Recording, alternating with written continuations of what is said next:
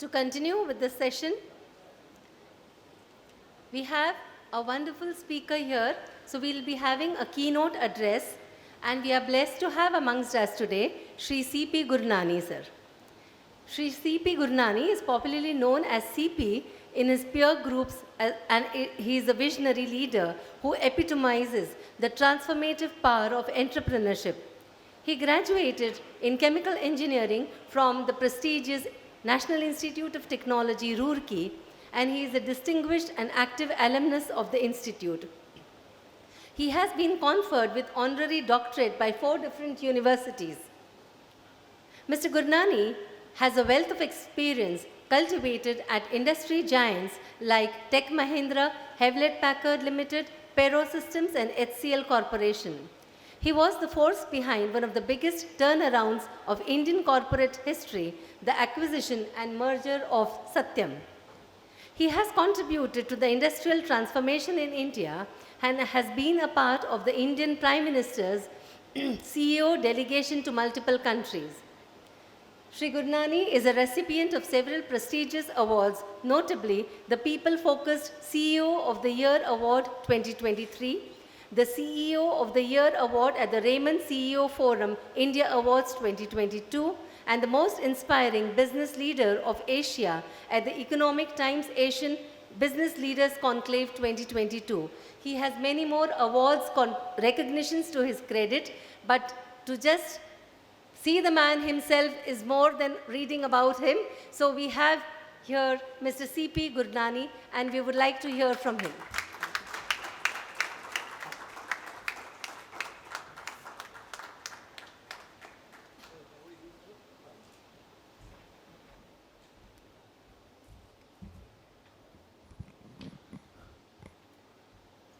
Yeah, for a moment, Harish Mehta and I were very flattered that the overflowing hall was because of us. But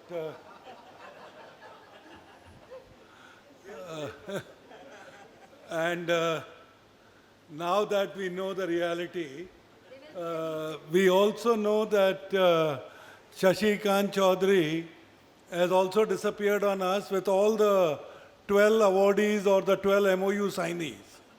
So I don't know if anybody can remind Shashi Kant Chaudhary that Innovation Hub means IT, academia, startups, and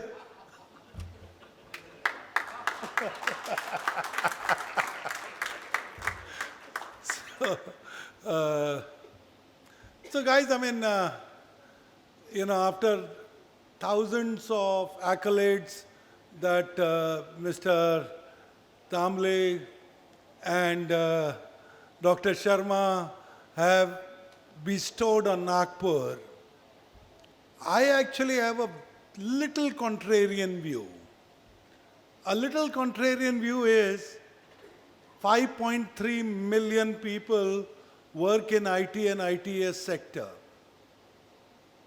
I mean, since Hindi is very prevalent here, 5.3 million means 53 lakh log. Now, 49 engineering colleges in Nagpur, about 70 engineering colleges in Vidarbha, and Persistent, which was one of the early adopters, and I'm sure, Amit, you would agree that you were one of the early adopters. Thanks to Anand, right? It's Deshpande who was based here, right? He grew up in this town. Shashi and Shailesh here. Yeah, oh, here, okay. So my point is very simple, that how come, again repeating whatever you have said and not said. You have said Nagpur is center of the world, center of India. You have all agreed that it has got better infrastructure and definitely better air quality than Harish Mehta's Mumbai. Yeah. And we have all agreed that, Professor Maitri runs one of the finest management colleges in the world. There you agree, world, right? Yeah, so give a big hand to Professor Maitri. And again, what has not been mentioned was that per unit doctor density. I think you have one of the world's best medical facilities in India. And you saw it how you served the neighboring cities, neighboring states during COVID. So in a lot of ways, good school, good education, good infrastructure, good weather relatively, not those 2 months, because Professor Maitri has made sure that I'm never invited in those 2 months. So if all of this is true, why is it that our IT and ITS sector has still not leapfrogged? And my belief is starting from the word innovation, we have never really collaborated. We have never collaborated between academia. I don't remember, I have been coming here for 8 years. I am the founder chairman of IIM Nagpur. Right from the day when we were guests of VNIT to what you see now, the good infrastructure of IIM Nagpur, I've been coming here every quarter. I have never seen 49 institutes getting together. I have never seen those research institutes that we all talked about getting together. We have never actually addressed this as a challenge that if there are 70 engineering colleges, that typically if the batch size is 500 in a year, then also we are talking of 35,000 people coming out every year. How come that our absorption is less than 5,000? If our absorption is less than 5,000, that means we are losing the critical mass to other cities.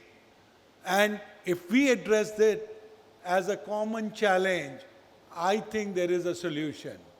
Second data point for all of us to ponder. Last 5 years, NASSCOM every February gives their annual report. In that annual report, last 5 years, they've always said GCC is the fastest growing segment in terms of employment for the IT and ITS industry. How many GCCs do we have here? 1. Thank you very much. So thank you. 0 mile does not mean, only 1. So my point is very simple. That means the first task force that we need is, true meaning of innovation is getting together and solving at least a problem, or anticipating a problem, or creating something new. Number 2 is, if we are all data scientists, if we all can synthesize what's happening around us, then we should have been getting together to say, how do I get GCC into Nagpur? What is the difference? Now, I'm sure we can debate it, but remember, if a GCC wants to open a center in Hyderabad, or in Bangalore, or in Gurgaon, or in Mumbai, Navi Mumbai, to be precise, they would probably get ready to move in infrastructure as of yesterday. How much of Mehan does it have an additional 50,000 spaces for us to bring in 50,000 people to come in if the GCCs have to come? GCCs do not build campuses, they only hire. Have we had this dialogue with the builders here? Have we had a chance to discuss it with different corporations of Maharashtra? So that's number 1. Number 2, if you look at all the balance sheets, what do we see? Infosys has a campus in Mysore. What is that? It's a mini university. Tech Mahindra has a campus in Mahindra University and also its own learning center in Hyderabad. It only means is skill development. There are still gaps in what the industry needs and what we are able to provide. Now, if Nagpur has got 70 engineering colleges, how can I become the skill university or a talent supplier of the world? How can I anticipate? How many of us have done courses on ChatGPT? How many of us understand that the requirement today is not only just AI but prompt engineering? How many of us read the same books and come back and you still say Java, C++, there is a gap? How many of us have anticipated that SAP will close down their existing systems by 2027 and hence there will be a skill shortage? How many of us have said India sooner or later would need a sovereign cloud?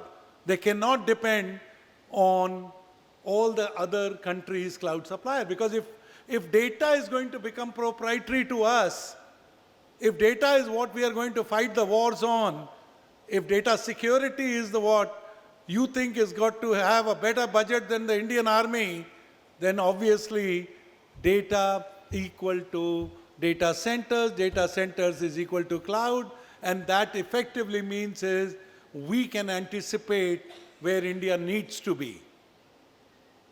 And if we can anticipate, why can't our curriculum show this? Even when I go to an IIM board meeting, trust me, I want to congratulate Professor Mhetri. Reason is that 40% of the time when he spends on the curriculum, he talks about a bridge between technology and the modern management. He does courses, executive development programs on blockchain or multimedia or on data sciences or on AI. Now my point is, he's only solving a small part of the problem. He's just doing it like an executive development program. Why can't we make a narrative around skill development? And I'm sure when you make that narrative, you would also realize that NASSCOM has done a lot of good job in defining that narrative. We can only improve on it. So all again and again, I'm going to remind each other is that we can sit here, look up and say, how high is Mount Everest? Or we can say, we will take the first step together. And let's not get satisfied. I think we have not begun the journey in IT and ITS. I'm sorry for being provocative, but I genuinely want Vidarbha to succeed. I want all of you to succeed, and I want to be that person who leads that journey to climb that Mount Everest, because we should be the fastest growing, we should be the bigger ones, and we should be the better ones.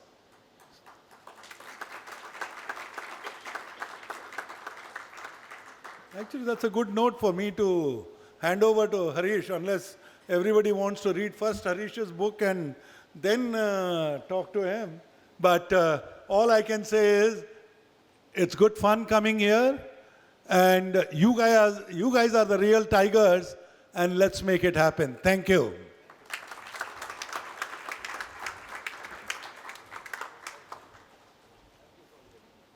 Thank you so much, sir. Indeed, it is necessary to dream, but it is also necessary to open your eyes to reality. You have shown us how we need to be aware of what the reality is all about. Thank you so much. And now we have amongst us Mr. Harish Mehta as a guest speaker. Again, a luminary in the field. We all must have heard of the book, The Maverick Effect. He is the author whose book, The Maverick Effect, has received commendations from the powerhouses of India's IT sector. He graduated from Nagpur, so a Nagpurian connection is there, and he did his master's from Brooklyn Polytechnic University, New York. He is presently the first chairman of NASSCOM and the founder of the Onward Group.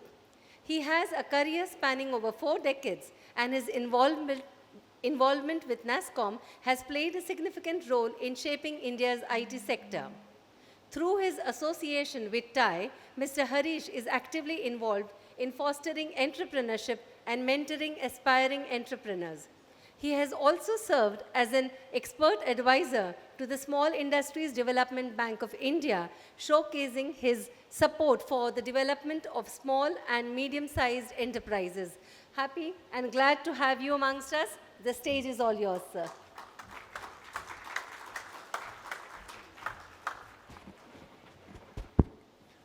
You know, it's so difficult after CP's impromptu and inspiring speech. Thank you, CP. I'll tell a story about CP, frankly. One more, just about his personality. She talked about my book, which is this Maverick Effect. I had a launch in London. It was at the James Court Hotel. And I reached the hotel an hour before. It's a Taj Hotel. I reached the hotel an hour before and waiting in the lounge. And I saw CP walking in and checking into the hotel. So I said, CP, aap yahan? So, yes, I am here for my business meeting. I said, my book is being launched in next 1 hour. Would you join? Quickly, he changed his program and he joined the launch of the book. Now, after I had a fireside chat with one Dr. Mohan Kaul. That was about 35 minutes. Then there was a Q&A. So one of the Britishers got up and he asked me, Mr. Mehta, you are saying such a big thing about IT industry, but how come the IT industry has not developed a product like Google, Microsoft and whatnot? Before I answer, CP, he was sitting in the front row, he raised his hand and said, Harish bhai, I will answer that. That is his proactiveness to take up the leadership right away. Then he comes on the mic and he tells the gentleman, have you ever asked an airline industry why they are not developing aircrafts? My God, there was a silence in the audience. They said, why are you, our industry is in such a brilliant work. We employ, as he talked about, 5 million people. And we have literally changed the face of India. Give us credit for that. And instead of trying to find a fault at something which we are not responsible. So that's CP. Thank you very much. I think we love him at NASSCOM, again from similar angle, that as you know, NASSCOM is a coalition in some sense of fierce competitors. And you can imagine Mr. Kohli, Murthy, Azim, CP, all are together.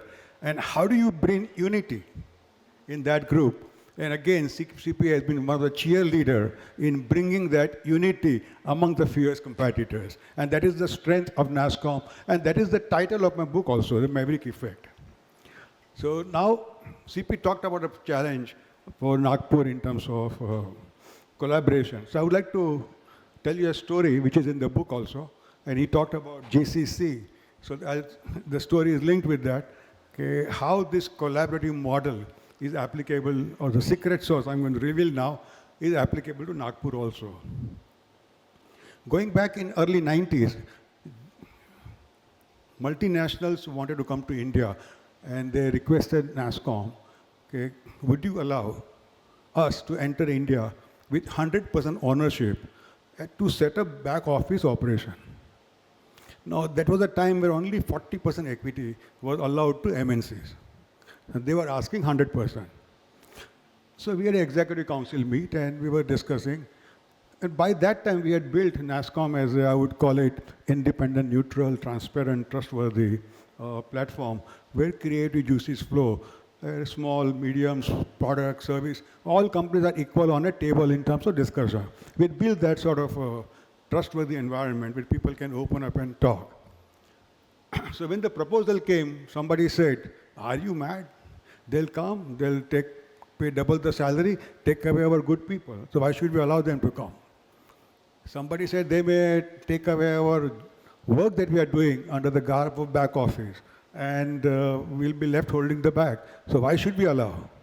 Government has given us a natural protection. Why should we not take advantage of that? But in that group, somebody said, yeah, but see, we need to be so much afraid of competition. Competition is the best guru for us to learn. And anyway, all of us have homegrown techniques of developing software and other practices. We would learn a lot from them. So it's good for us to have them come nearer to us. We compete with them in India, and that will, at a lower cost, will develop our skill sets and then go abroad. Somebody said it'll also improve the brand name for India because at times, let's say the total pie was $300 billion. What was accessible to us was hardly $1 billion. So if we allow 100% ownership, billion may become 5 billion or 10 billion. So it will help our business grow also. So like there were big discussion taking place back and forth. Then somebody said, whoever develops human capital of India is us. Now, this thought came because at that time there was a big debate in USA. Okay, who is us? Is IBM, Motorola, Whirlpool us? Or is it Sony, Honda, Panasonic us? So similar debate at NASCOM. Okay, who is us? And we decided that whoever develops human capital of India is us. We went to Dr. Manmohan Singh at that time, and we said we should allow 100% ownership for MNCs. So one of the finance persons said, "Aap East India company के जैसे देश को बेचने आ गए तुम." Somebody said, "तुम किसके दलाल हो?" So we were ridiculed from that perspective of recommending 100% ownership for MNCs.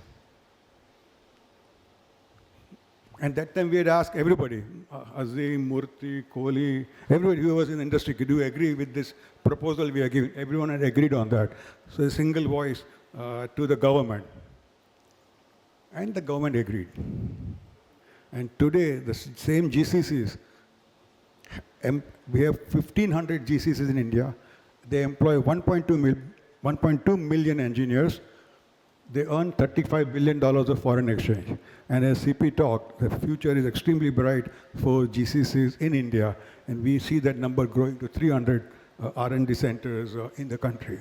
So this collaborative work that was done by fierce competitors, by building a trustworthy platform, with the creative juices flow, keeping higher goal, India first, with consensus, with single voice, we took that call and see the benefit today.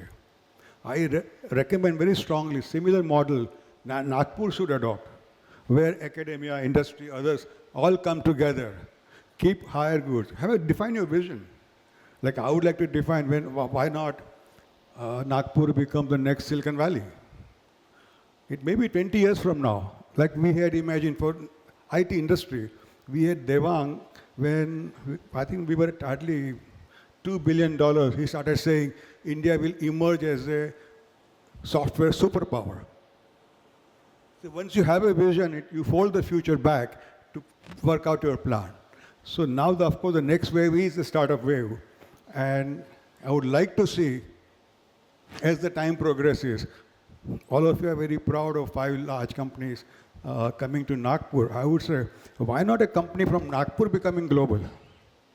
That should be your goal. And how do you work towards that? So what are the various mechanisms to be developed? Yes, we are very proud of your physical infrastructure that we saw. 20 years back, there was nothing here. I congratulate all of you who made that happen where it is today.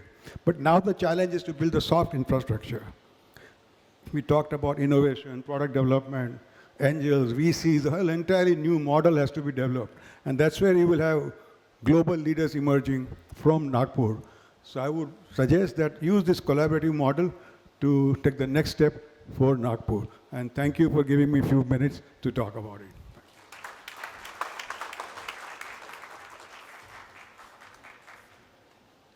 Thank you so much, sir. I'm sure the audience is quite enlightened by both the talks and would like to ask some questions as well. So the house is open for questions. We'll entertain 2 or 3 questions if anyone would like to ask. Yes, please.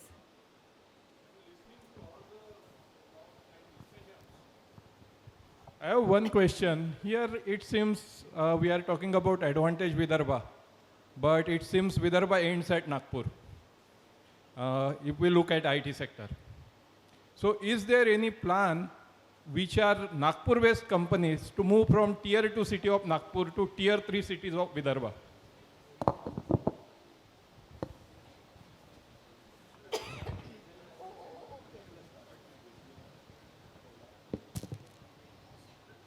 I don't know your name, but... I am from Tech Mahindra only, Mandar Limay. Mandar? Limay. Limay. All right. So, Mandar, you know, my personal belief is, you know, as in a body, they say, you know, Ayurveda says if your gut is good, everything is good. Somebody else would say if your spine is good, then you can support the rest of the body. I think we have to first strengthen Nagpur. That's the first part. Second is, I can only share with you one of the states like Odisha. There, you know, the chief minister had called me once and he asked me the same question. He said he's from, you know, he contests elections from, I think, a city called Ganjam. You probably have never heard of it. So he said, I want Ganjam to be on the IT roadmap. I said, you know, it's not going to happen. Because if I have never heard of Ganjam, I don't expect anybody else to straight away come there, because you have to remember, it's an ecosystem effect. The ecosystem effect is your customer has to want to do business in that city. Number two is that you need to have flights to come into that city, because you can't suddenly say, I'll build a global business because of doing it. So I said the third thing only I can help you do it is bring in local language support from Ganjam, but that investment you have to do. I'll support you. And we ended up working with them and build BPO facilities out of Ganjam. So many of the things you all will have to do, but to suddenly say, I'm going to jump to moon, I mean, please take one step at a time. I have to add to him what he said. There are tier 2, tier 3 cities, as you call it them. They have come up. There is a 250 or 300 people facility somebody has created in Gondia, and they are supporting Amazon. Yeah? So that is happening. But yes, as he rightly said, somebody has to take initiative. It cannot happen out of hope. To put it philosophically, charity begins at home, so everything starts from Nagpur. But to say it technically, well, the answers probably will be, the questions will be answered in a short while from now, because we have a panel discussion on strategies to propel Nagpur city as an IT hub. So probably most of your questions will be answered then. Just one more question before we move on to the panel discussion. I think I'm a deep tech entrepreneur based in Pune, and what both CP sir and Harish sir said, based on that I have a question for IM director, if it's okay. So I think the problem that the education system is not generating that talent which they are expecting has to do with experienced industry people. Great, they mentioned GCCs, people who have worked for global players. They cannot become professors after 20 years of experience. They don't have a PhD. They got a BTech from IIT. They are great people after 20 years, but they are not able to be hired as professors who will teach. That and how to address that is the question I'm. So, And I think CP sir can also react. I think what you are saying, you know, already Government of India, University Grant Commission, All India Council for Technical Education, our Ministry of Education has already drawn the notification. People, those who are working in industry for long, they can be a professor of practice. And in IIM Nagpur, a person who is heading the executive education, he was Siemens 20 years, L&T and Tata Motors 12 years, he has joined us as a professor of practice. He is heading our executive education. There are many examples already started. But I tell you, long back, even 2005, MDI Gurgaon, 25 people were professor of, in those days, term professor of practice was not there. They have been appointed as a professor. It has been the practice. It is already there. I think it is now because of notification, many more will come. In lighter vein, NASSCOM started from my office in 1988. Every year I have heard this problem. And we have found a way to continuously solve and move forward. Like as we said, 5.3 million software, hardware, electronics engineers are employed by the IT industry alone. So it's a challenge we need to, as the professor said, look at the various ways of solving it. I just have a quick question. Considering such an august audience here, and we have CP sir and everybody. So I just want to take a quick view from you that India has grown at a global level up to this particular level. So now from here, what next do you see in the next 10 years, 20 years? What do you think are the threats also coming to the India's IT story? And where do you see India going from here in terms of like GCC's having a success story and some few other stories which will start down the line? CP is the right person to answer. I'll answer a little differently. As we all know, that these different technologies from AI to you name it, the confluence of these technologies, the convergence of these technologies, I call it is a bottle lightning for India. It has the potential to solve any problem of India as such. It's our challenge to make this lightning work for us. And the talent that we see now, there is no reason why we will not do it. So I'm a techno-optimist. I have seen India, snake charmer's country, fakir's country, bankrupt on foreign exchange in 1991. And from there we emerged as a global tech powerhouse today. How did it happen? It was not by accident, not by luck. It was sheer hard work of 5.3 million engineers working day and night over the last so many years. So I see that trend continuing and will continue to harness technology to solve our problems. I can only add that people like Harish Bhai, came back from US. That time, what you see today, on a business plan, you are able to get funding. People like Harish Bhai had to probably mortgage their wife's jewelry to get started.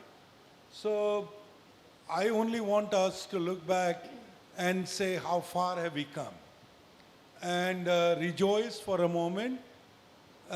Regarding future, I again strongly believe that different entrepreneurs will emerge.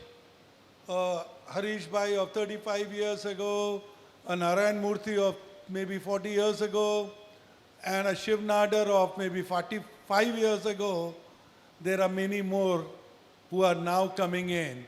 When somebody says Oyo Agarwal, Ola Agarwal, Bhavish creates a unicorn in, just by redefining LLM. I can only say that is the day I have an extra drink because I feel so good about the future. So my request is, there are opportunities. Just to give you an example, the other day I was sitting with a professor from Stanford, Professor Vivek Wadhwa. He said, what is the biggest strength of India? Is the data that India generates. 1.4 billion people generating all kinds of data. Can you think of, I'm sure all of you have seen the movie where the virus, vaccine was discovered in India, and how Covaxin was actually between Dr. Krishna Ela and that NIV in Pune, how they developed it. The point I'm trying to make out here is there was constraints, but India developed a vaccine. So my belief is we are truly at the cusp of a very brilliant future, and as long as we remember technology is the glue, technology is the centerpiece, there are business problems. If we use technology to solve those business problems, we are definitely unbeatable. True, sir. I'm sure there are many more questions, but we move on. Any questions can be addressed at the end of the session. And now moving on to the next very interesting session. As I said, the strategies to propel the city as the next IT hub. I would like to invite the moderator of this session, Mr. Ajay Kapoor. Mr. Kapoor is the president. Oh, sorry.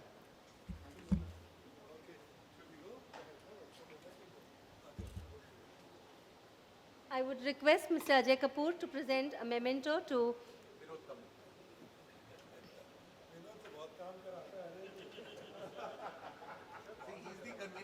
both both the convener and the co-convener, Mr. Vinod Tambi and Mr. Ajay Kapoor, to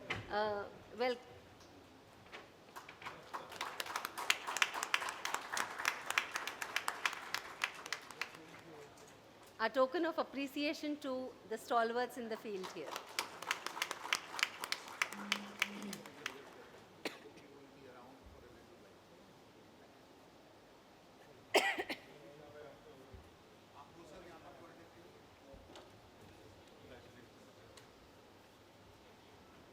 So now I invite the moderator of this panel, Mr. Ajay Kapoor, who is the president and founder of Ascent Business Solutions. He is also the co-convener of this IT session today. He is a proud Nagpurian, a hardcore Nagpurian as he calls himself. He did his engineering from VNIT and had a brief corporate stint with Tatas and decided to pursue his MBA from the prestigious University of Wollongong, Australia. He's an entrepreneur at heart and established the Ascent in the year 1998 in Nagpur with half a dozen people. Ascent is a health tech organization with clients in almost 35 plus states in the US and has 3,000 plus resources across the globe with delivery locations in Nagpur and Hyderabad. Mr. Ajay and his co-founder and younger brother Rajat were passionately driven to create a global enterprise out of Nagpur and derive extreme pride that they have been at the forefront of the IT revolution in the city. An avid serial entrepreneur, he also has an agro business called NextGen Agro Ventures and has currently 300 acres of land under cultivation. NextGen Investments is a startup angel fund belonging to Kapoor family, and this company funds and incubates startups with, of course, a love affair for Nagpur-bred startups. So yes, we have several gems in the city of Nagpur. Probably it was just that they couldn't identify themselves as being from small town cities or three-tier cities. But now, with the infrastructure developing, we have all the gems shining bright here. And one such gem is Mr. Ajay Kapoor. Welcome, sir. Please take the stage.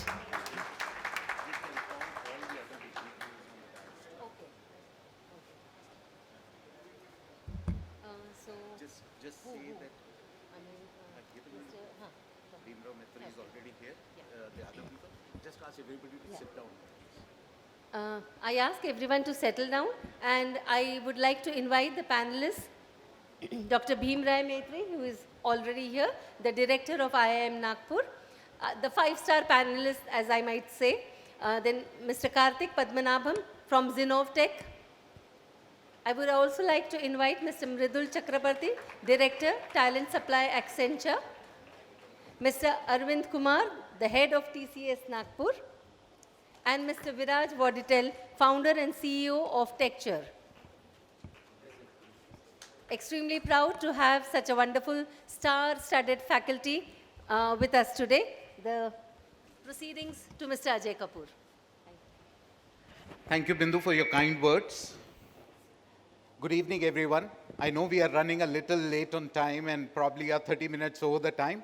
We'll try to make up, but I'm sure everyone sitting here will enjoy the pedigree of the communication that comes in pearls of wisdom from all these luminaries. Warm round of applause for all of them, please. I'm sure in the last 1 hour, each one of you is as mesmerized as I have been hearing to, the value that CP Gadkari ji and of course Harish Mehta has given to all of us. Ladies and gentlemen, like I said, this is just the start. We have lots more to come. Unlocking Nagpur's potential, strategies to propel the city as the next IT hub. The theme has already been laid down. We've been talking about it for the last 1 week. We have been speaking about it for the last 2 days in different forums, and I'm sure that last 1 hour has created and raised a lot of questions for all of us to collectively ask and answer. We'll follow the unusual path where instead of panelists being introduced by the MOC, I will request each panelist to briefly introduce themselves to the audience in their turn and probably take no more than 2 to 3 minutes. It will be each one of you, except Karthik, has got, a strong Nagpur connect. And I think it would be appropriate if you can tell us about your journey, your current roles, and your Nagpur journey. To set the ball rolling, I think I'll start myself. We started Nagpur way back, we started Ascent in Nagpur way back in 1998. Frankly, every single person who knew us well questioned us, why Nagpur? Everybody pointed at that point of time that, since we were going into an IT setup, it would be appropriate if we went to Bangalore or if we went to Pune. NCR was just about beginning to come up at that point of time. And honestly, I didn't have an answer at that time in 1998 as to why Nagpur, except the fact that myself and my younger brother and co-founder, we were from Nagpur. We were sitting at Haldiram, eating, those lovely dosas that they always used to prepare. And we were intriguing ourselves deep into saying, there are lots of opportunities in the bigger towns. But we knew one thing, that, we really believed that if we could start from Nagpur and start well, we would be able to survive and grow. 25 years hence, having set our company from 3 people to now 3,000 plus people, it has been an overwhelmingly beautiful journey, and I'm glad we started in Nagpur. If I was to quickly set the tone for today's discussion, extreme abundance of quality manpower, unparalleled loyalty and willingness to stay long by the people, who were a part of the system, and I'm proud to say some of them have actually spent 2 decades with us now. To add to it, the cost benefits compared to the large towns like Bangalore and Hyderabad. And of course, Nagpur gave us the flexibility to experiment and, dare I say, fail. The luxury to get it wrong and yet not be ingested by the big sharks is something that I feel has served us very, very well over the last 2.5 decades. Of course, when we started, the infrastructure was dicey. We know, Nagpur has come miles ahead, probably is one of the best infrastructure towns, in the country. But at that point of time, even to get connected to the internet was a dial-up situation. Today, I think, it's all revolutionized. We are probably as good or maybe even better than the best as far as, the infrastructure is concerned. Scalability, safety, and security that comes with operating out of Nagpur, and we have a recipe which is as hit as our Sauji chicken in Nagpur. So ladies and gentlemen, I think, I set the pretext of what's good. I'll take the liberty, Karthik, since you are the one, who's traveled all the way from outside. Let me open up the stage for you. And if you could share, your journey, and if you could share, your wisdom with the audience. Good evening, Ajay, and thank you so much for having me. Just so delighted to be here and talking to all of you. My name is Karthik Padmanabhan. I'm with a company called Zinov. I could not have asked for a better stage, really, to talk about GCCs. Because I think CPG spoke about GCCs. Everyone pretty much spoke about GCC. But I do remember, a few years ago, when I entered the world of GCCs and somebody told me about GCCs, I did not know what it was. I Googled it. The first thing that came up was Gulf Corporation Council, right? Or Gulf Council Corporation. And I am from Chennai, by the way. So I've hailed from Chennai, been a Madras boy for a long time.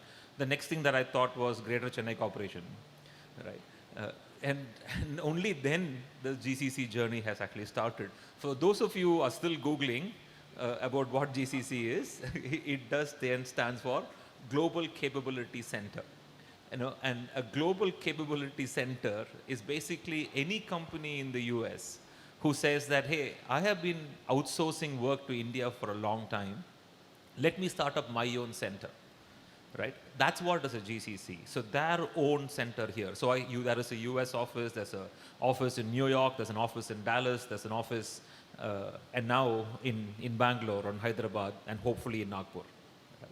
So their own center here, with their own culture, their own people, their own offices, their own space, their own everything, is what a GCC is all about.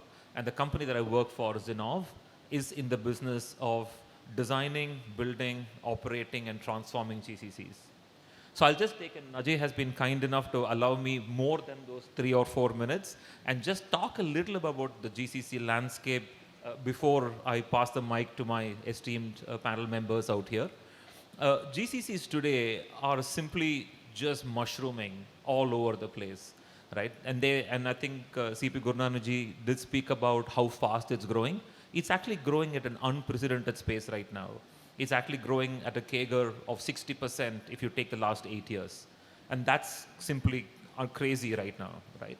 So if you really look at how much it is, today we have 1,600 such centers in India, right? So 1,600 GCCs employing a talent and resources of close to 1.6 million people are actually working in such GCCs.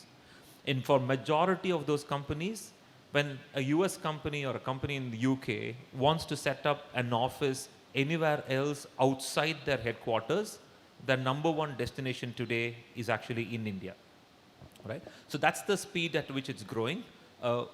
Right now, however, we should also say that the kind of work that was being done is tremendously shifting. If I really look back about 10 years ago, it was seen as a IT services insourcing place. As opposed to an IT outsourcing area, it was IT insourcing work that was being sent out. So typical classic kind of work that is actually getting developed. That then moved to saying, hey, how can I have teams that are co-located, cross-located across multiple locations? But today, if you look at it, to the answer somebody asked, to the question somebody said, why don't we have Microsoft and products like Microsoft and Google? Hey, by the way, they are all developed here, right? So Google has the largest GCC here. Microsoft has it here. Amazon has it here. Pretty much everything that you are seeing as global products are actually getting delivered here, are actually getting developed here. More, they are getting envisioned here, right? So the aspects of even not just product development, but product visioning, product strategy, product development, engineering, technology, research happens out of here. So if you look at the Venn diagram I have out there, you will have R&D work, you will actually have business process work, you'll also have IT technology work, all getting delivered out of centers in India. What's more, most of these companies are not stopping with one center. They've actually now started to look at saying most of the companies have started to set up a second center and a third center, or sometimes more than 2 centers. And I'm still talking only about global capability centers. I'm not even talking IT services companies. I'm talking about multinationals who are sitting outside India and setting up the center over here. That is probably the biggest opportunity for a place like Nagpur, especially when companies are actually expanding, right? So when I really look at what do we need, and by the way, we heard the term tier 2, and somebody said tier 3 as well. We stopped saying that word, right? We don't call them tier 2, tier 3, whatever, right? The term that we used was emerging cities, and today I heard a better term, which was growth cities. Right? That's probably what it is, or the kind of language we probably should say in terms of how we want to represent ourselves. There's no way in terms of some of the areas, Nagpur or other similar cities are probably at tier 1, right? Take attrition for an example, right? I'm sure we'll talk about attrition, but in terms of attrition, I think these cities are probably tier 1 compared to the rest of the term. But having said that, what is the criteria for an emerging city like Nagpur? That's probably what I put out there. We've actually done a study, taken 15 different cities, and hopefully we'll share that with you. But fundamentally, I'll stop with this slide very quickly. The first number 1, and probably 2, 3, 4, is talent availability, right? As long as we can have talent, as long as we are able to have skilled availability of workforce, the city can certainly develop. Cost arbitrage continues to be a big reason, right? When companies come into India, initially their mind is to say, how can I save dollars, right? That's probably what it is. And today, companies like, for example, or Bangalore or Hyderabad or companies in NCR or Bombay are getting higher and higher expensive. That amount of cost arbitrage that they used to get they are not getting any more.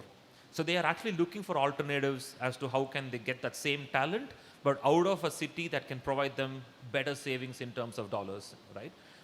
Ecosystem in terms of skills and academic development becomes a very vital factor. So the engineering colleges, technology colleges, if you look at, let's say, anywhere where we can get process colleges, people who understand core processes, technology and so on, becomes an area for growth, certainly.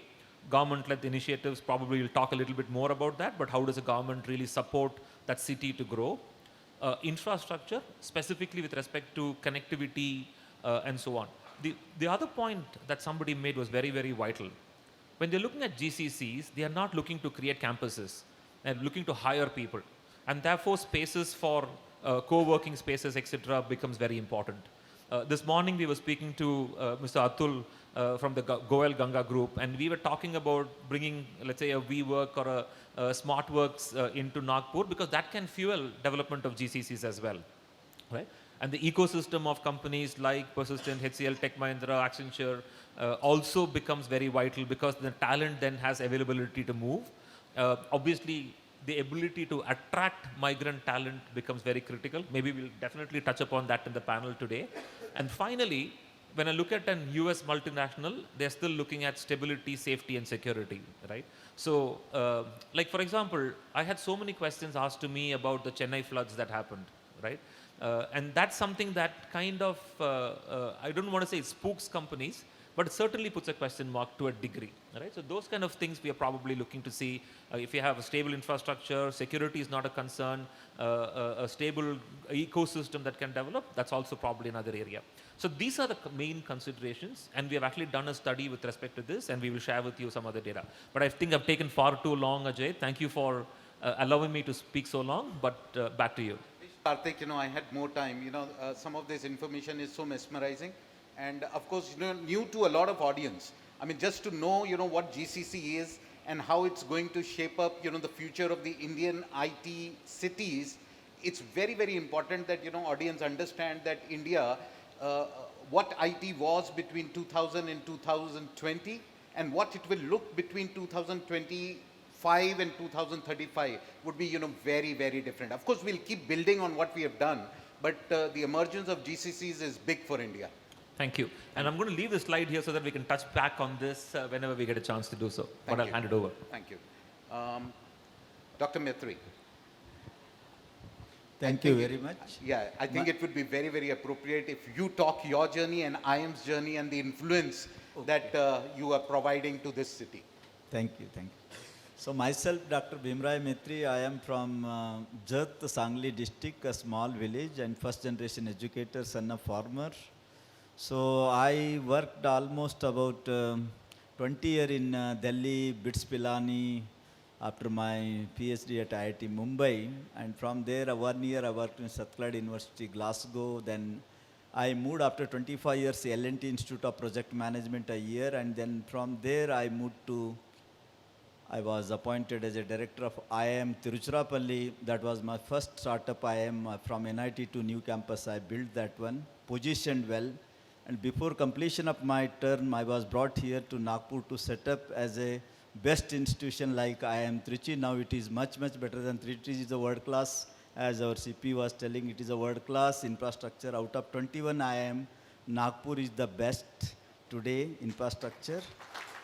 And also IIM Nagpur in 8 years, it has positioned as one of the leading IIM, fastest growing IIM. Nagpur is also, according to Oxford Economic Survey, it is the fastest growing city. IIM Nagpur is also fastest growing IIM amongst the 21. And as far as IIM in our generation is concerned, we hired, that we adopted the strategy hiring very senior people and up to professor and associate professor and professor of practice, adjunct professor. So that is a model I adopted in Trichy as well as here. So that has given a better result to position IIM Nagpur. And we are the first one to start our cyber security program in the country. Till today, we are the first one year PG certificate with FedEx Institute of Technology. Copenhagen Business School, we are the first one to start the blockchain 1 year PG certificate program. And also we are the first one to serve the public biggest conglomerate, that is a Coal India Limited, that is a ESG management. So these are some of the things. And as far as my journey, I'm a civil engineer, but I never did any management course, but I'm heading the management institutions. Thank you, Dr. Mistry. Arvind, your presence and what you have created over a short period of time has brought immense pride to Nagpur. If I may say so, you are actually now the flag bearer of the Nagpur IT industry. Friends, warm applause for Arvind and what they have been able to do at TCS. If you can, Arvind, tell us about your experiences. You have almost become a Nagpurian. I know how much pride and passion you have, but if you could share genuinely what is it that compelled you and TCS to look at Nagpur, and how has it fulfilled your objectives as an organization? Yeah, thanks, Zem. I'm Arvind. I came to Nagpur in year 2014, and November 2014 to be precise. It's almost 8 years.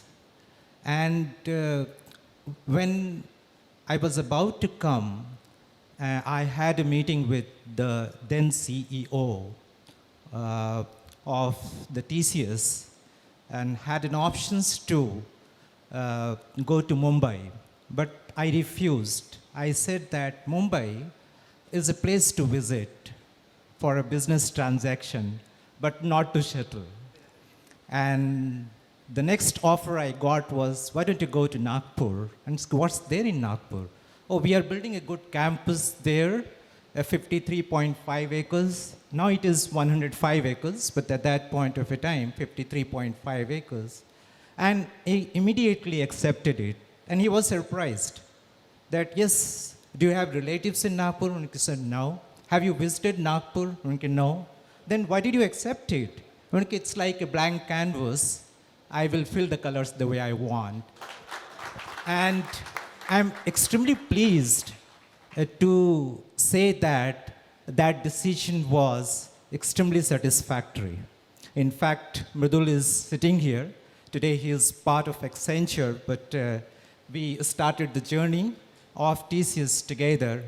And there are many milestones. When I look at Nagpur, because the first 1.5 months, I was operating from Lee Meridian and still looking for the residents in Nagpur. And I saw that there is no other city in India has so many attributes. I got introduced Nagpur as an orange city of India, geographical center of India, tiger capital of India, diamond crossings here in Nagpur, and it has the largest gold reserves in the city, RBI, right? And so many attributes. And then I also actually got introduced to Nagpur from the lens of a Tata employee, because Jamsetji, the very first Tata, started his journey literally after 2 years running the textile mill in Mumbai. 1871, he laid the foundation of one of the largest group in the world, right? With the help of the impress mill, right? So many attributes, so many emotions that is there. Today, TCS Nagpur, with all the blessings and all the support of all the ecosystem, today I can proudly say that TCS Nagpur is the largest employer as far as the Nagpur or Vidarbha region, or probably as a central India is concerned.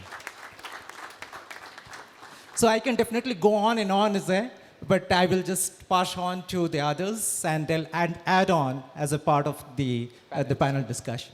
Thank you so much, Arvind. Mridul, you are Director for Talent at Accenture. And more or less now I know you are a Nagpurian too. Why don't you share your journey with us and let us know, how it all started, and what is it about Nagpur that has been intriguing for you to make a choice that you would like to work and settle and operate out of Nagpur? Thank you so much, Ajay. Good evening, everyone. I hail from the northeast of the country. I'm from Assam. I've studied media with IIMC Delhi.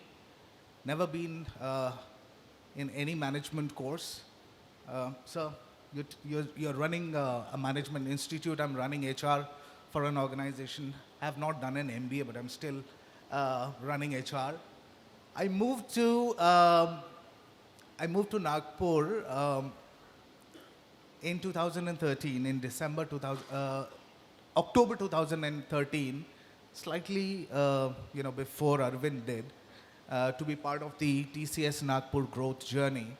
And I was with TCS in Nagpur till about July 2020, which is when I moved on to my next opportunity, and I've taken over as the Director for Talent Supply for Accenture Operations across the southern part of the country. So I manage Chennai, Hyderabad, Bangalore, and Sri Lanka.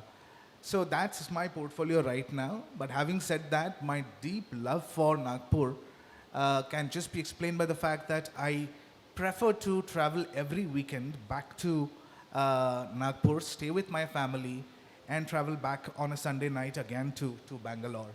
I love the fact that I can travel to Bangalore in 1.5 hours, but the journey from the airport to my office takes about 3 hours, and in Nagpur it takes 7 minutes.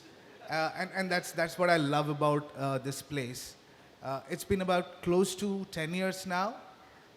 What I love about this place is the people of this place, quaint little place.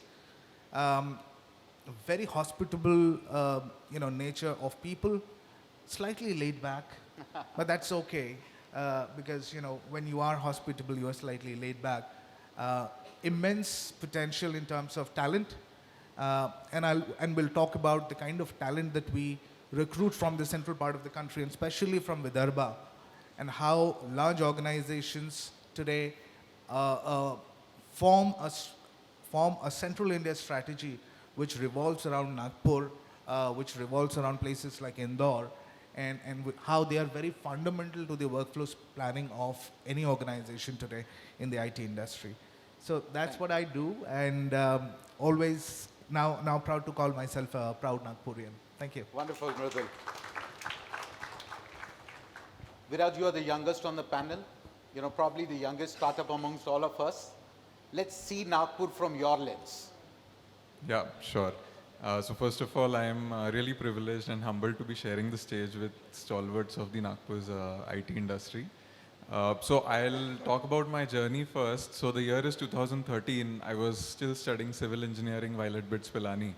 And most of my peers were looking for jobs in the IT sector. So what I fundamentally realized at that point in time was that, the information technology sector is not just for people with a computer science background, but it's affecting, each and every one of us, in each of one of us, daily, day-to-day tasks. So I thought that why not we integrate information technology into civil engineering. So with that idea in mind is what my company TechChair started out with. In 2014, we started with a small office here in Dharampet in Nagpur. So I've been, I've grown up in Nagpur all my life. So that was a natural start for our company. And from 2014, we, three of us from BITS Pilani, all friends, that's how we started the company. And we have now grown it to a team of around 250 people in the last decade. So in the sessions earlier today, I was, hearing a lot about the startup ecosystem of Nagpur and Vidarbha and, what can be done, and there not being enough examples from this particular, geography. I think we try to be one of those companies. We operate in a sector which is a bit of a niche, which is the architecture, engineering, and construction domain. So to put it very simply, we help companies in construction implement technology. So we started out with services business. Most of our business today comes from North America. So I would say we are serving the global market from here in Nagpur. And most of our team consists of, engineers and architects from, in and around Vidarbha as well. Also, a couple of years ago, as the IT industry is moving to more and more product-led businesses, that's when we realized that we could also become an example of a product company. So we started a product arm and we developed project management, cloud-based project management software for this industry as well. So that's a little bit about what we are doing and my journey. Thank you. Thank you so much, Viraj. Lovely to hear what you've been able to create in a short time. 25 minutes into the discussion and we haven't really started. I wish, the watch could stop right now because, I've been getting messages saying we only have another 25 minutes. Dr. Mehri, I think one of the big challenges and one of the big talk in the industry is how do you bridge the gap between the skill availability that is present there and what can the academy or institutions like IIM really do to create a workforce which is industry ready? So thank you very much, Ajayji. I think education institution, typically higher education institution, they are gearing up today. Lifelong learning is the way of life, and also today, the world is a evolving world. It is continuously changing. It is a fluid world. So even though in IT sector also things are not remained constant 10 years back and today there is a total change. So lot of disruptions are happening. Digital twin has come, Chat GPT, Web3. So many such new things are emerging. So as a part of it, the IIM Nagpur or many such higher education institutions in the country, they are providing certificate program and training program for the industry so that they can remain relevant all the time. This is one. And one thing earlier concept was ability to develop expertise or building expertise. So that was applicable maybe 15, 20 years back. Today, it is the ability to not develop building expertise, but it is evolving expertise. So whatever the expertise you develop, that has a fixed life, skill has a shelf life. So the moment disruption happens, one has to move to the next one, they have to unlearn and new learn and skilling, reskilling. So that is where IIM Nagpur started, today we have 25 variety of certificate program, whether it is in business analytics, data science, cyber security, or strategic management, or digital marketing, marketing analytics, operations management, project management, to name a few. So we all kinds of program we do, and large number of people within India and outside also participate. This is one part. Second one, our executive MBA program for Nagpur and Pune campus to cater the local needs. We started MBA program. First year, the courses are core courses, foundation courses. Second year, those who want to, we have many people from IT, so they specialize in the information system area, and we provide the courses, relevant courses in the emerging area they do, so that they can again remain relevant to the present world. Apart from this, IIM Nagpur also entered the agreement with the Ministry of Skill and Entrepreneurship Development to basically train the fellows, 2-year fellowship program, Mahatma Gandhi fellowship program. It was a Sankalp project of World Bank. Maharashtra as well as Sikkim, these two states were given to IIM Nagpur. They identified 9 IIMs out of 21 and Nagpur is one among them, and we developed almost, not almost, 40 fellows. Every district, Maharashtra 36 and every district of Sikkim 4. 40 fellows we developed in the skill area so that they can also create a skill ecosystem in the entire district. They were working with the collectors, and just recently, 2 months back, they graduated as a fellows and they are working, and some of them, 3 of them started their own initiative as a startup, and they are here, they are participating in Advantage Vidarbha. So this is another initiative, and the third one, we, along with the government of Maharashtra, we initiated Chief Minister Fellowship Program. So it is IIM Nagpur, Government of Maharashtra, and also IIT Bombay.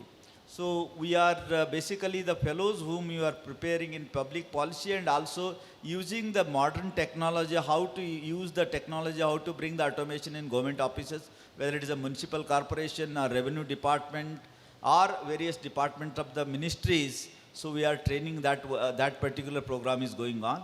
And fourth one, you might have seen yesterday, Deputy Chief Minister Fadnavis ji announced, already it was announced in the month of August, that IIM Nagpur and Government of Maharashtra developing a center of excellence in AI. And it is going to come up very soon. We are going to open it in IIM Nagpur.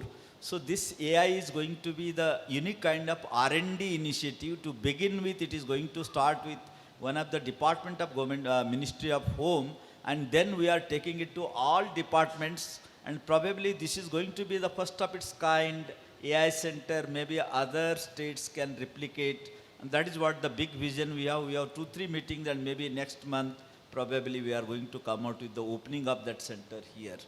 And the fifth initiative, we started Section 8 company called IIM Nagpur Foundation for Entrepreneurship Development. So this is the initiative we started 2019, but after moving to the new campus, we really did women entrepreneurship program. They started many areas, including IT sector, and also we mentor the entrepreneurship, and Shashikant Chaudhary ji and many people, they are part of it. And along with that, we also taken Atal Innovation Center. Government of India, Niti Aayog has recognized us as a Center of Excellence, and they awarded National Atal Innovation Center highest funding of 10 crores. And also we received the Startup India Seed Fund. We also received Entrepreneurship in Residence, and government also gave fellowships, entrepreneurship fellowships. We are training the people, those who are going to start. So these are some of the initiatives basically to create a startup ecosystem in this region. And we also signed MOU few months back with Varda collector to create a ecosystem in Varda, and also we are going for other part of the Vidarbha. So these are the activities currently IIM Nagpur is doing. And along with this, we also signed MOU with the Government of Maharashtra and Magnet project, Maharashtra Agri Business Network Society, it is called as a Magnet. So how to raise the bar for the farmers and how to provide the IT technical support to the farmers. We are also training technology partners, farmer producer organizations, and also farmers are trained to create awareness how they should get into technology so that they can raise the bar. These are some of the few initiatives. And other than this, as I told you, we are into big way short-term training and big way also large number of training. And also this year we started DGR, Director General Resettlement, the service people in armed force people, those who are going to retire and 6 months is left out, such people already they are here in IIM Nagpur. We are providing the education so that they can start their own initiative. The day they retire after 6 months, they can get into new initiative, and we are providing many new generation IT and platform-based courses. So these are some of the initiatives we have taken. Thank you so much, sir. Looks like you are a mind reader, sir. Every time you spoke, I kept looking at my question and I said, wasn't I going to ask you about this? But thank you so much, for so elaborately explaining, the role of academia. Because I think one of the beautiful facets of an institution like IIM is just not about skill. It's about working with the policy makers and making an overall holistic change which will take us to the next league. So thank you so much for the answer, sir.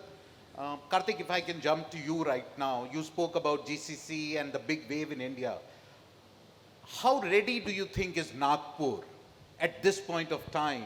And if you could actually, compare and contrast it with, some of the things that you've been seeing in Karnataka or Tamil Nadu, where the GCC things have thrived hugely. And what will it take for Nagpur to get there? Sure. Before I go into that question, thank you for saying AI, generative AI. Typically we say, in any conversation, no matter what the conversation is about, it'll be about 7 to 8 minutes before we talk about generative AI, right? This time we took 25 minutes, but that's another metric to improve, right? If you really look at it. No, so let's take a look at who's Nagpur competing against, right? So we did put a emerging landscape, too many slides out there, but we actually took 15 different cities, right? And we really looked at saying that, okay, when you look at an emerging city landscape, where does Nagpur actually fit in, and what are the other cities out there, right? And what we're talking about. So clearly today, if I look at it from, and this is not just with GCCs, right? We are looking at it from a pure landscape of IT, services, technology, infrastructure, stability, all of the various parameters that we spoke about previously. Where does Nagpur really land, right? And what are the other cities and what are they doing well, right? So right now, if you look at overall, I think cities like Ahmedabad, Coimbatore, Chandigarh, they have kind of sort of in the last 5-6 years started to really up their ante with respect to some of their work that they're doing. That could be government policies, that could be infrastructure, that is stability, there is talent availability, there is education availability, and so on. So if you really look at it, aspects of things like, let's say, Ahmedabad, Coimbatore, and Chandigarh are probably up ahead. And then we have also the remaining folks, right? The folks like, let's say, Jaipur, for example, who's really picking up steam with respect to what they are doing. We have elements of, let's say, what Indore is doing, for example, not so far from where you are. Visakhapatnam is another area. I think, for example, one of the recent GCCs moved to Visakhapatnam completely, lock, stock and barrel, shifted and moved to Visakhapatnam. The gift city in Gujarat, for example, there are a number of GCCs who opened up shop over there, especially the second GCC or the third GCC got opened up over there. Specifically with respect to Nagpur, if I have to double down, I think you have a lot of things positively going for you, but the one thing that is probably not going for you as much is one of perception as well, right? When we really look at what are the areas that from a Nagpur, if I have to summarize, the city attractiveness, if you really look at it, right? And we were talking this morning over breakfast, it's not blipping. People are not talking about Nagpur as much, right? And the reason for that could be one of perception. The reason it could be one of, as a city, how do you make it more attractive? How do you sell the story to other people is probably one thing that you can really look to see. How do we tap into the network, right? A lot of people talk about talent coming back to Nagpur, which I think is something that you definitely have to look at. But there is a lot of Nagpurians who are out there, right? A lot of people who are actually in the US, for example, in decision-making capacities, working out there. But how do you then influence them to make sure that you're bringing Nagpur as a place where they can start looking to invest, for example, right? But I think talent availability, you're still number 6, which is probably the biggest thing. Talent availability is very, very big. Cost index is pretty good, right? So talent, cost index, ease of operations, in all of them, you're within the top 10, right? It's probably the aspects of city attractiveness and therefore migratability that you can potentially do better. And then for that, I think part of what you have to do is tap into network, sell the story better, talk about, let's say, getting people back into Nagpur, helping them to sell the story probably are areas that we can look at, Ajay. Thank you so much, Karthik. Really appreciate. I'll come back to you around the policies and talk to you around that, in the other question. But I'll probably take this question to Arvind. Arvind, what do you specifically see as challenges and opportunities for TCS currently to, grow bigger? And would you be able to, contrast TCS's presence in Nagpur vis-a-vis, some of the bigger established TCS centers in terms of matrices, and reassess, whether Nagpur really has the potential to be able to deliver to, the GCC or the corporate world expectations in IT? Yeah, thanks. Good question, Ajay.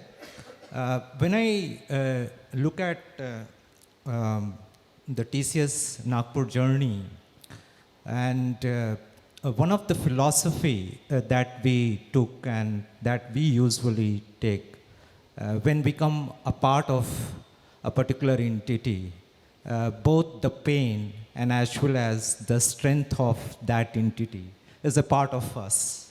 And so when we started looking at the talent landscape, we believe that it is not just important to see what talents, ready-made talents that is available as an experienced professionals that we call in the IT industry that is there for us to tap.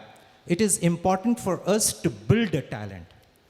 And that's when I came in November 2014, in December 2014, I had a meeting with the directors and the principals of all the engineering colleges of Nagpur in TCS Mihan campus, and with an intent that how can we build the talent together. And let me just tell you, the ecosystem, the academic ecosystem of the Nagpur reciprocated it very well, very well.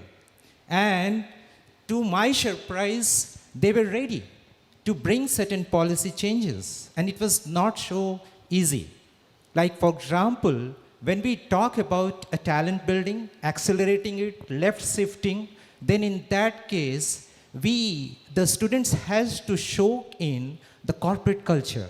The student has to show in the talent that we in industry talk about, and it is not just C, C++, Java, right? The IT industry is not just about that, right? The talent that they have to absorb in terms of the soft skills, extremely important. So I proposed to those directors and the principal that can be moved from the 6 weeks of an internship, which is typically there in the engineering colleges, and the rest of the India, can be moved from the 6 weeks or 8 weeks of an internship to 6 months of an internship, right? Participating together so that the students become a part of us. They soak in whatever that we offer to our associates and as well as to the customers. And then after 6 months, when they are stepping out of that particular internship, they are most sought after in TCS and as well as beyond that. And that's how we built a lot of niche skills. In fact, let me just tell you, last year in TCS Nagpur, there were 393 engineers interning with us on the niche skills of whether it is a web responsive technology, which we talk about in terms of Angular and React, and or for example, we talk about an SAPs, or we talk about a Salesforce or cyber security and all of those. 393 engineers. And then we also experimented the same thing with the MBA grads. Because if you look at any of the ERP, there is also a concept of a functional expertise, right? Functional expertise on the finance, to human capital management, to operations, to analytics, and all of those. And we said that we, as an industry, always talk about an experienced professionals, which unless and until they have become 10 years or 7 years, they cannot actually be branded as a functional expertise. And we said that the MBA finance, they come with those finance experience if they get exposed to SAP FICO, or if, for example, MBA HCM, if they get exposed to SAP Success Factor, right? Then in that case, what's the best combination?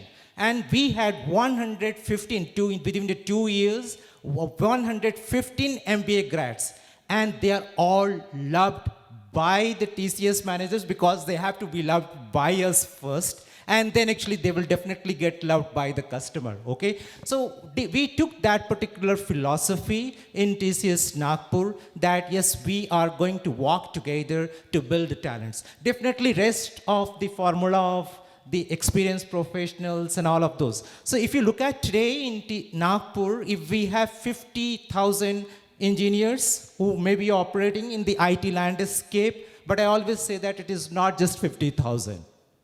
It is multiplied by 5 times. They are operating out of Pune or the other cities. And if we provide them the right ingredients and right attractiveness, in this particular city, they would be all willing to come back and be a part of us. So our talent landscape in terms of a search is not just only within Nagpur. Arvind, Okay? can you bell the cat here? I mean, we all talk about this and we've been talking about it for, several years. We know that, the Nagpur IT population is well in excess of 500,000, spread across the country. What is it that needs to be done?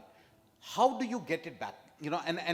Of course, I'd like to hear your opinion, and I'm going to take this question straight to you as well, Mridul, because you function here. Why is it that people are not willing to travel here, or what is the age group of the people who are willing to travel back? What is that attractiveness which is missing? Again, it's a complex question. It's a complex question, but I would say that it's a group dynamics, right? The very first few years when I look into TCS and the way actually we were able to attract talent, people were apprehensive. Am I going to get what I am getting in Pune or Hyderabad or Bangalore, right? So we had to address that particular question. But once they started seeing that the kind of an opportunity that TCS Nagpur has to provide is similar as what any other city, people started coming and moving to the Nagpur. That's one part of it. Second is that once TCS established in Nagpur, 1000, 2000, then our colleagues and the friends, the HCL to Infosys to Tech Mahindra, they also started here in Nagpur. So it's together, it's a group effort. And when this starts happening, more and more talents actually starts coming to the city. The second question is, the third question is that, as probably Karthik mentioned, it is not just important to satisfy as an individual need, whether my spouse is also going to get a job in this particular city as well. So then if the IT landscape of the city improves, then in that case you start addressing that. I'm pretty sure between Mihan itself, there will be many spouses working in various companies, okay, today. So that's an advantage that today that Nagpur has, okay. So these are some of the things that is there. I'm pretty sure as the year progresses, as the overall, in fact, yesterday I was looking into, there are 135 IT companies that operate from Nagpur, right? The small to mid to large and all of those. Amongst the top 5 largest IT companies, I'm talking about which has a headquarter in India, the top 4 has more than 100 acres of campus in Nagpur, right? Except for Wipro, we, TCS, HCL, Infosys, Tech Mahindra, 4 of us are here. And then Mridul is here, Accenture with approximately 300 to 500 associates, they are already here. Then we have Persistent and Global Logic. So there are companies.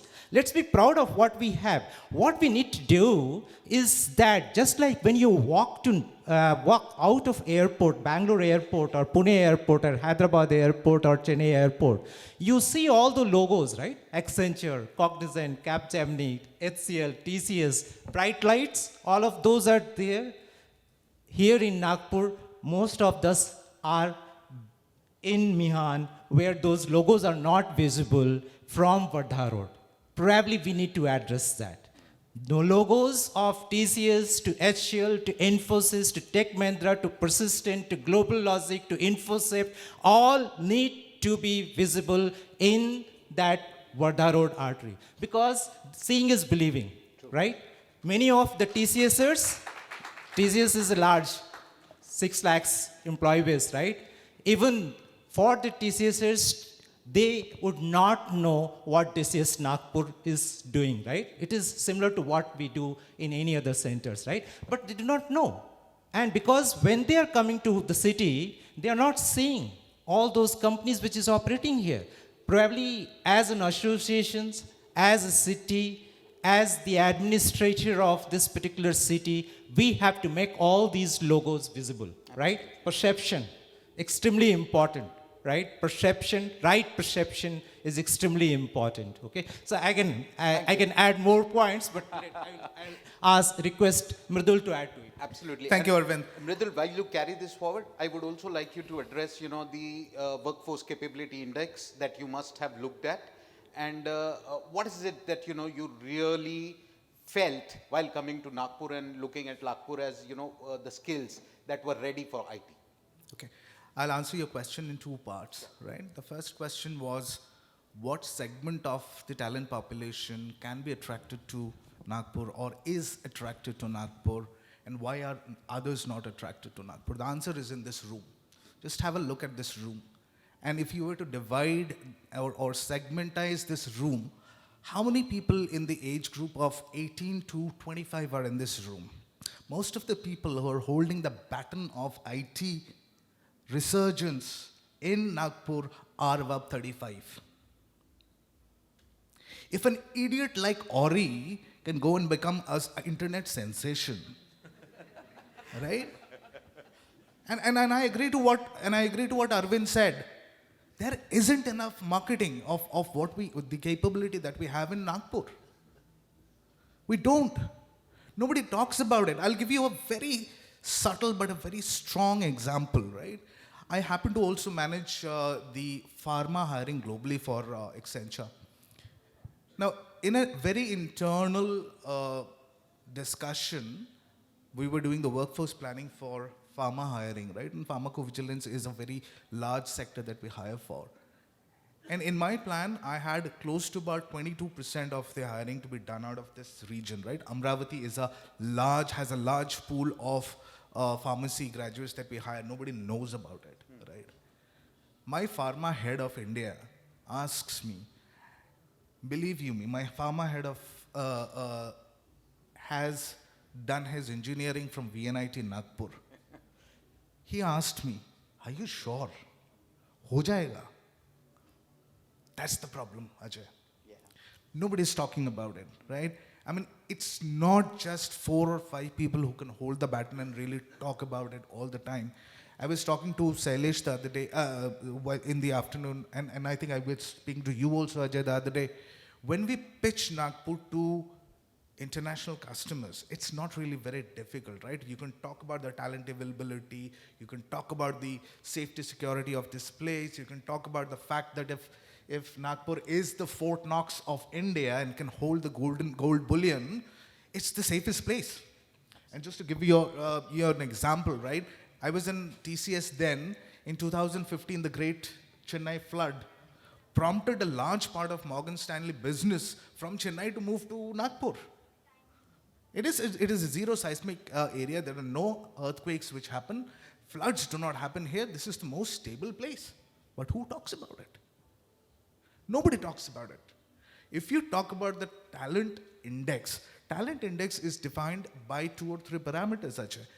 One of it is employability for sure, right? And there are many organizations today who are working towards skill development, right? The Kaushal Bharat initiative has a lot of pockets where it has outreaches that organizations can benefit from. But we don't believe in a government-led initiative anymore. We think government ne kiya hoga to zarur ko jhol hoga. We don't want to do that. I mean, so employability is a problem that we face. 2 is perception, and I rank perception as the top of all the problems that we have today when we're selling talent as a commodity or as a service to our customers today, right? The same person, if you've done your engineering list from a VNIT or from a Ramdev Baba or from Priyadarshini College, right? You've done your engineering here, you want to do your internship or the first 3 years of your work in Pune. Why? Because then you get labeled as a person who has worked in the global market, right? Or you know how the global customers work. That's one. I talked about in a very jocular manner about the workforce being laid back. It is for the workforce to also understand. The same workforce, when it moves out of Nagpur and goes to a Pune or a Bangalore, puts in more effort. In traveling or work? No, in work. Traveling, of course, yes. In work. But when it comes to Nagpur, That's a very interesting perspective. things take a back seat. मैं अपने घर में हूँ, let me relax. You know, people mocked Mr. Murthy when he said, India is growing, you need to work for 70 hours. I tend to somewhat agree to what he says. You want to really talk about Nagpur grow as an IT destination, you've got to get your backside off work. You know, you can't be the easygoing, relaxed populace, okay, chalta hai, you know, with the Padwa mentality, you know, that aj holiday hai, kal Padwa hai. That does not work in the workspace today, right? So I think there are multiple things, Ajay, which are there. Primary is how we market Nagpur. That's most important to my mind. If you don't mind, just to No, please go add ahead. one small point, right? I do have a slightly contrarian opinion that I do feel that the talent in a particular city, only a small percentage comes from the city. A lot of the talent should come from elsewhere into the city, right? Because if you're relying completely on organic talent to develop, it will be slow. So one thing is to develop organic talent, but how are you able to attract talent? You look at something like a Bangalore, Pune, Hyderabad, for example, a lot of the talent there are actually not from that city themselves. They are actually coming into the city. So how do you then make the city attractive for people to come in, to move homes, to bring their wife and kids, to come and then set up a new house over here? How do they, or people like, for example, both of us, right, work here, but families are somewhere else, right? Like, for example, I work in Bangalore, but my family is in Chennai and I travel every week, right? But is that possible to do that from a Nagpur point of view? Possibly, yes, right? Yeah, maybe, right? No, But I agree with you. I agree with Karthik completely, right? I mean, when we were doing these academic interface programs, Arvind, you're part of them, right? In TCS and after that as well. You go to the hinterlands, right? And you go into Akola, let's say, you go to Yavatmal, right? And you get somebody from there to come to Nagpur, right? What is the acceptability of that person there who's come here to work? The social acceptability. Is he going to get a good accommodation here? Is he going to be welcomed here? You know, that's a very, very significant part of how you build the ecosystem of the place. And I think that's a brilliant point you picked up, Karthik. Yeah. Thank you. You know, that's the challenge that I think a lot of us have faced. There is abundance of manpower. We all agree to it. There's lovely skill available. Do we have the ability to be able to, you know, relocate the mid and senior level management in Nagpur? And I think, you know, it's changing. It's changing dramatically now because of connectivities, road networks, also, you know, all the marketings that are beginning to happen. And you can see, by the way, you know, how strategic Nagpur is. We get all of you here, we talk all the good things, and we let Zinov go out and, you know, tell the whole world we're beautiful. Because that's how, you know, we are going to get people into the system. So you need to understand, you know, and that's my convener's brain. You know, I mean, he tells me, raise difficult questions, let them all debate, and then Zinov goes out and says, you know, Nagpur is like a hidden pearl. That's brilliant, All right, my convener and my boss also tells me that, you know, I have exceeded a lot of time, but I'm probably going to take that question to you, Viraj, right now. I mean, you know, you started primarily as a tech-led services company and have graduated into being a product company. How easy or difficult have you found the ecosystem, and what contrasts were you required to when you were doing these two things? Yeah, thanks for that question. So just to add to the point that Karthik just mentioned about attracting talent into Nagpur, similar to how, you know, cities like Pune, Bangalore have done, I found that the bigger challenge which a city like Nagpur has is to not lose the talent to these cities. So most of the, you know, recruits that we did initially, so they were of the age group, you know, just fresh out of college or, you know, just with a little bit of experience. So they tended to be in Nagpur for a while, but then most of them thought that they're missing out on, probably a better lifestyle or, more exposure in some of the companies in these cities. And then they moved out. Again, circling back to the point that everyone made about perception, I think it all boils down to that at the end of the day. So now coming to your question about services and then product. So the Indian IT industry has been primarily known for its services exports globally, and we do get a lot of such questions that why don't we see another Google or Microsoft coming up from a country like India. I think it's high time that people have started asking those questions, and as we are moving into more and more technologies that look at automation, artificial intelligence, I think we do have a huge potential of creating the next big product company, even from Nagpur for that matter. So, and if we look at the industry landscape, I think every few years there's like a reset button that gets hit.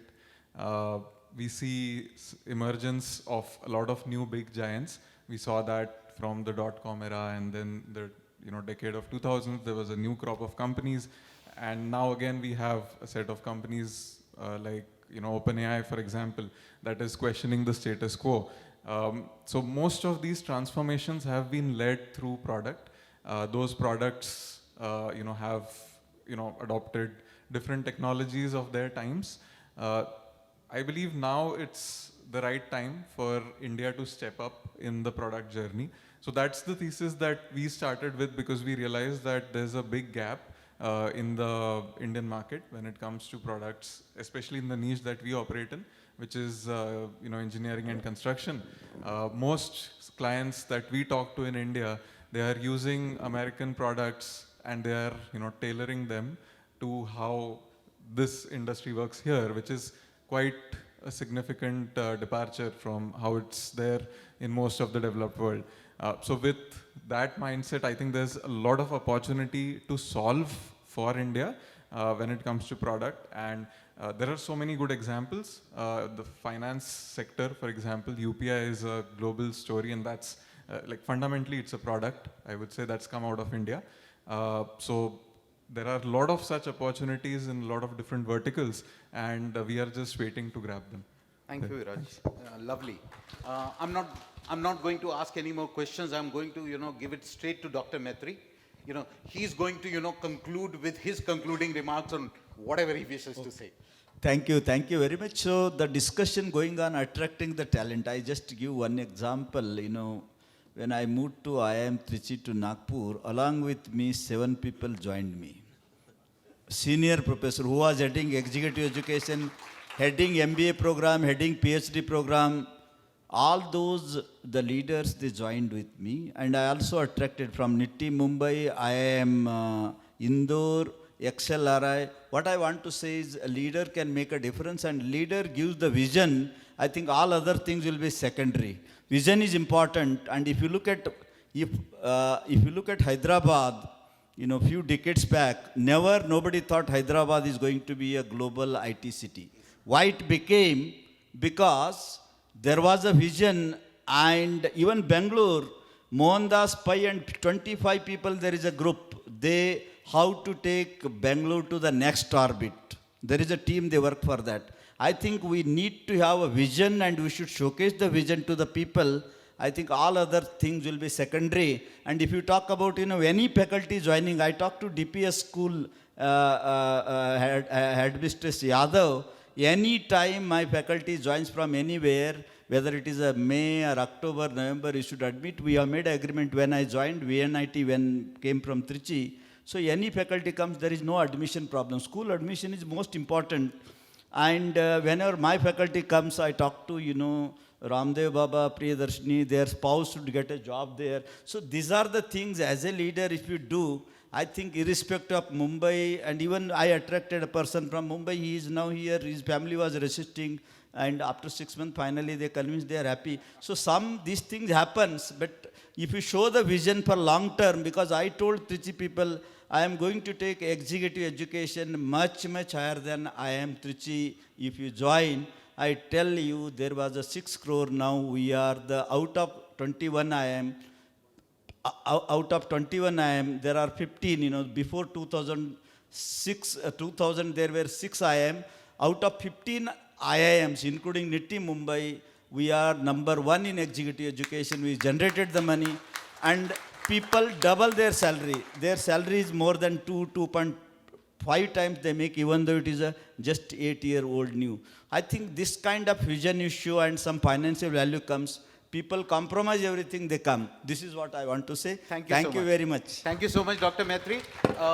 Arvind, last comments from you, something that I might not have asked or skipped.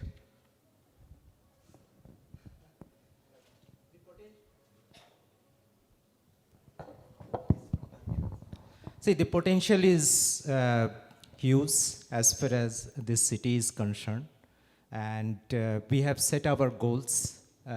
I'm pretty sure together all the companies, all the organizations and together with an academic ecosystem in the Nagpur, we have a huge potential to take it to the 10x. I would not like to talk in 2x and 3x, okay, 10x. And not only in terms of a headcount, right? So headcount probably may become very irrelevant as we move forward.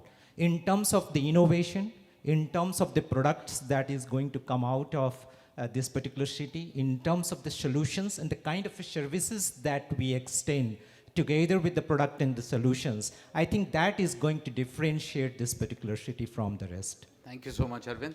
Mridul, last comments from you. I think I agree with Arvind when he says that there's a lot of potential, right? And potential is always there, right? And this place has a lot of potential. Historically, it has a lot of relevance, right? As the seat of political power of CP and Berar state, from that stage to the entire political movement that this state has seen, this area has seen, right? To the next level of industrial revolution, with Empress Mill starting off as from the industrialization phase, to the institutions like VNIT, which have been the seat of imparting excellent education. I think there are loads and loads of leaders in the country today who have studied from VNIT, and I know of many people who have studied from VNIT. I think one of the things that we as a group need to do is find out people who have been in Nagpur, who have studied in Nagpur, who are now in different parts of the country, right? And part of different organizations, different institutions. Rope them in, talk about what we are doing. It is very, very important that people talk about what we have been able to achieve here, right? I mean, what Viraj's organization has been able to achieve here is phenomenal. We need to talk about it. We need to tell people what's happening here in Nagpur. I think that's going to be the next step to my mind. Thank you so much. Thank you so much. And you know, Karthik, why we left the last statement from you. You started, you have now heard everyone. Just as Mr. Gadkari was leaving, he asked me to ensure that before you leave, you commit how many GCs you are getting here. Fantastic to put the spotlight over here. But absolutely, I'm from a point of view of more than happy to spread the word to the world about who you are, what you are. I think my eyes have been opened. And I think it's our collective responsibility, including myself, to open the eyes for the rest of the world as well, to say, come here and enjoy not just the hospitality, but the talent and skill that we have out here. So more than happy to do so, and thank you again. Thank you so much. Can I now request my convener to please step up and just offer a little bit of gratitude to all these luminaries here. Come, Samir. And my convener.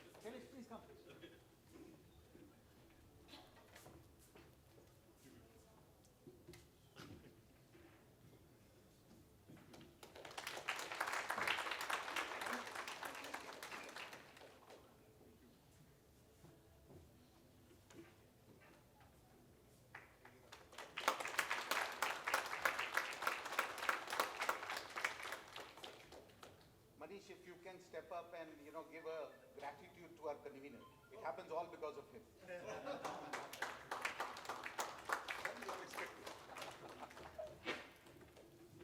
Also, I think it is the most good session because we are the only last one.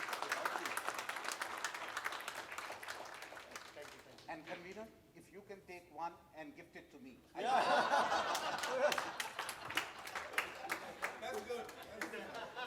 Of course I deserve it. So while the convener and the co-conveners on stage, I'm going to just take a moment to thank all the panelists for coming here. Karthik, thank you for agreeing to come here at a short notice. I gave a call to Pari and he said, I'm in the US, but I'll have Karthik or somebody from my team come over. Thank you. Mrudul, again, last minute we made that day when we were sitting at Ajay's place. Arvind called you and you agreed. Thank you for coming. And Viraj, of course, you are the future and we are looking for you to really have a product for...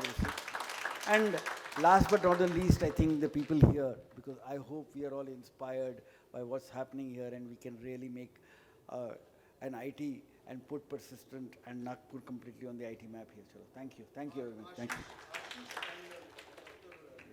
Yes, yes. And it would be wrong if I don't thank AID, and that is Ashish Kade and Vijay Sharma for really putting up this whole event, Advantage Vidarbha. Without that, it would have happened. So thank you to them. And of course, thank you to my the conveners and the co-conveners for putting it together. Thank you, each one of you, and the team which has come together here. Thank you. And a round of applause to the man who stays behind and does all the hard work. Thank you everyone. Yep.